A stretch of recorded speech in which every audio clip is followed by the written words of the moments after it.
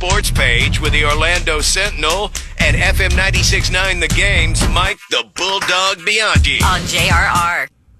Mike the Bulldog Bianchi sports page is brought to you by Kaufman and Lind Injury Attorneys. All right, Bulldogs, 7 o'clock tonight. The quest begins. Sioux Falls, South Dakota. The first roadblock. Bring them on. Yeah, for the Lake Mary Little Leaguers in the Little League World Series from Williamsport. Little League All-Stars from Lake Mary. Gonna get it done. I don't know who's favored in this tournament. I haven't looked at the DraftKings sportsbook yet. Can you bet on Little League Baseball, by the way? Probably. I bet a couple of them got NIL agreements. That's a legend. I'm kidding, Lake Mary. I hope that this Lake Mary run. I wrote about this in the Sentinel over the weekend. I told you I was in Williamsport when Apopka made their run all those years ago. And do you guys remember that? Like the entire region of Central Florida was on the Apopka bandwagon, and they made it all the way to the championship game, and they lost to Japan, but they won the U.S. championship. It was, I've told you guys, it was one of maybe the best sporting event I've ever covered. It was unbelievable how a bunch of 11 and 12-year-old kids just sort of captured the imagination of, a city of 2 million people. It was literally on the level of when the Magic did their run to the finals, when, everybody was just left and right pouring out open affection, and it felt similar to that, Bulldog. Yeah, it brought everybody together. Yeah, and it happened, that Apopka run was like 2 weeks or 3 weeks before 9/11, and I still remember at the end of that year, the Orlando Sentinel named the Apopka Little Leaguers the Central Floridians of the Year because of all the joy they brought to Central Florida. Well, best of luck to Lake Mary this go-around. Make us proud, fellas. Mm-hmm. Hey, Bulldog. You already have made us proud for the By the way, speaking of the Magic real quick, I know you guys are excited that what was announced yesterday, right? Did you guys see? Oh, yeah. The in-season tournament matchups were set up. Magic are going to face the Charlotte Hornets in the first round of the NBA Cup, that tournament. I know you guys are excited. Okay, listen, I know the in-season's good for the players. It's a little bonus incentive. The day that I start following that schedule, come on now. Yeah. Hey, NBA, stop trying to released. Stop trying an NFL style flex with some out of season news here. This isn't NFL. They're trying to copy like soccer by having these in-season tournaments. I mean, which are a big deal in soccer, but you're not going to make NBA fans care about some in-season tournament that, doesn't really count for anything. Bulldog, I don't know about you, but I, for one, am slightly disappointed that Harbaugh has pulled out of his honorary captain title for Michigan's opening game. I thought that would have been the ultimate troll move, man, given what just happened. Do you think this was really, I'm glad you brought that up. Do you think this was really Harbaugh's decision, or do you think Michigan said, maybe it's best you don't show up right after you've been given a 4-year show cause penalty by the NCAA? I think it was a dual decision. I think they started to say it, and he goes, you don't even have to say it. I know. Would it not have been one of the all-time great troll moves, though, if they had followed through with that? Yeah, it would have been. I mean, I thought it was one of the all-time great troll moves to announce that, like the day after the NCAA, after the NCAA comes down with their penalties. So, yeah. Speaking of college football, did you see what former UCF athletic director Danny White, who's now at Tennessee, did you see what he did yesterday? What happened? They announced a naming rights deal for their stadium. Pilot, the truck stop? Travel center. Yeah. The travel centers on the interstate. So they're the new naming sponsor of Tennessee's stadium, Neyland Stadium.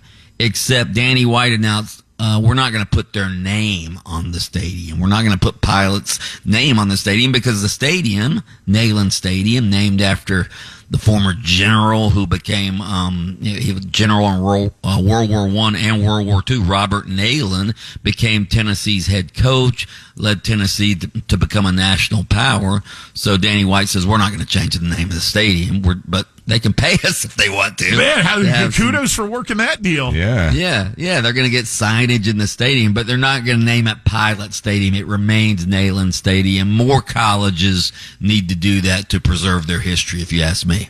Unless, of course, you're FIU and Pitbull pay you. Yeah.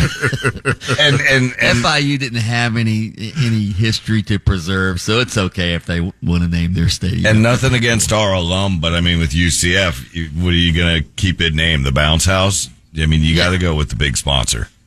Absolutely. And UCF Stadium doesn't have much history to preserve. It's only, 10, 15 years old. So, yeah. What else we got?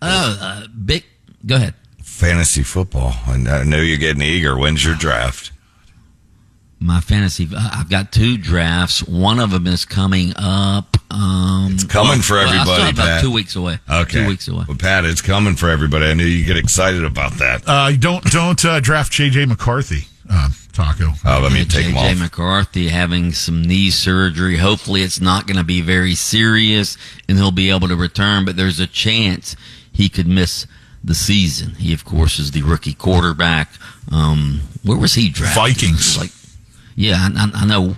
I'm talking about like what spot. I think he was like 10th or 11th pick in the draft. So, yeah, looks like the Vikings, Sam Darnold's going to be the quarterback at least for now. Speaking of the NFL, some NFL stars say they can't wait for the 2028 Olympics so they can participate in the flag football that's coming. What other countries are big flag football? I don't know. Okay. By the way, did you see that Tyreek Hill? See what he said? What did he say? Said he could beat Noah Lyles, the 100-meter champion of the Olympics, in a race. Who would you take there? Of course you'd take Lyles. Dude, they should set that up. You know, like all these cage matches. Charity event. Do charity event. Oh, there ain't going to be charity with them, too. It's going to be line in the pocket event. But, yeah, give some to charity.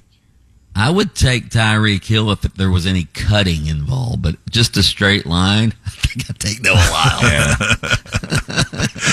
Hey, did I see right that Inter Miami and Messi booted from Leagues Cup? They are done? Yeah. Okay. So good. All right. Good. By the way, you know who turned 65 today? Who? Magic Johnson has reached retirement age. Are you guys old enough to remember 91 when he was diagnosed with HIV? Yeah. And then it miraculously somehow didn't affect him. Well, yeah. I remember back then they had the All-Star game in Orlando a few months after he was diagnosed. Mm-hmm. Remember, Magic Johnson played in that All-Star game, and it sort of like opened everybody's eyes to, hey, I guess this isn't a death sentence. Well, which is HIV. what you heard that then. That was the point I was making. But people were worried about blood. Yes, absolutely. It was like, you hear that, you got that, then it's a death sentence. And you're right. Yeah. We didn't know we didn't even know the difference between HIV and full-blown AIDS back then, did we? No. I mean, it was still raw dogging right in high school. I mean, at least for me. All right, then. Mike the Bulldog Bianchi, speaking of dogs, is host of Open Mic on AM 740 and FM 96.9 The Game, and he takes time out of his show to join us here on the sports page each morning. Brought to you by Coffin and Lind.